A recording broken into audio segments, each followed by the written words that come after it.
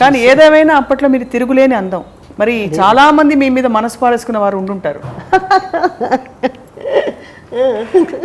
సహజమని సమర్థించే industry వారు కూడా చూశారు, అంటే వారితో మాట్లాడినప్పుడు కూడా సహజం ఒక అందమైన అమ్మాయిని చూసినప్పుడు స్పందన కలగకుండా ఉంటుంది అనేసి. కానీ మీరు మాత్రం గీత గీసి అందరినీ దూరం ఉంచేసారు.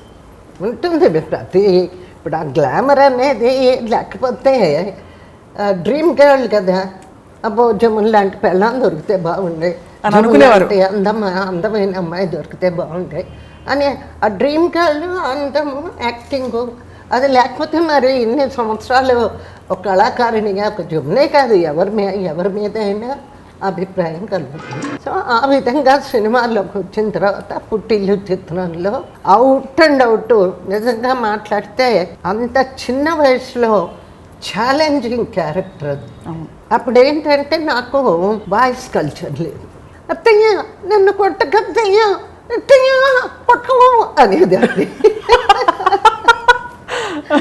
అది అన్ఫార్చునేట్గా ఆ చిత్రం డబ్బాలు వెనక పంపించేశారు. ఆడకపోతే ఇంకేముంటుంది, వెళ్ళిపోదామని మూట ముళ్ళ సర్ది మేము దుగ్గిరాలో వచ్చేస్తాం.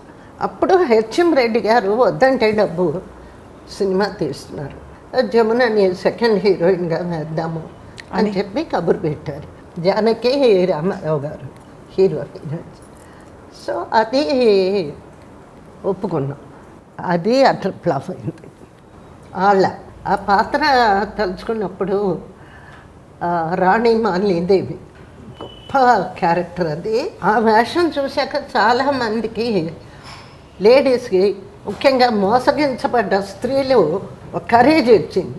ఎస్, మనం జీవించాలి, ఆత్మహత్య చేసుకోకూడదు, ఎదురు తిరగాలి, నన్ను మోసం చేశాడు కాబట్టి వీడికి బుద్ధి చెప్పాలి అని ఒక ఉద్రేకం లేడీస్లో కలిగింది ఆ పాత్ర ద్వారా. ఇంతవరకు నా జీవితంలో ఎవరిని నేను ఇమిటేట్ చేయలేదు.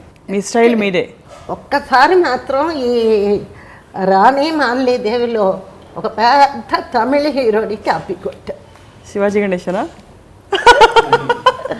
ఆ మెట్ల మీద నుంచి గ్లౌజ్ తీస్తూ వీళ్ళంతా వర్కర్స్ వస్తారు, వచ్చి వాళ్ళు ఏదో ఎలిగేషన్స్ అది ఇది రాణి మాలినీదేవి డౌన్ డౌన్ అంటున్నప్పుడు ఓకే ఎస్ అని ఆ గ్లౌజ్ తీస్తూ అచ్చం శివాజీ స్టైల్ ఇలా నడక కానీ ఇలా చూడడం, అది తీయడం, అక్కడ మాత్రం కంప్లీట్గా సీన్ అంతా శివాజీని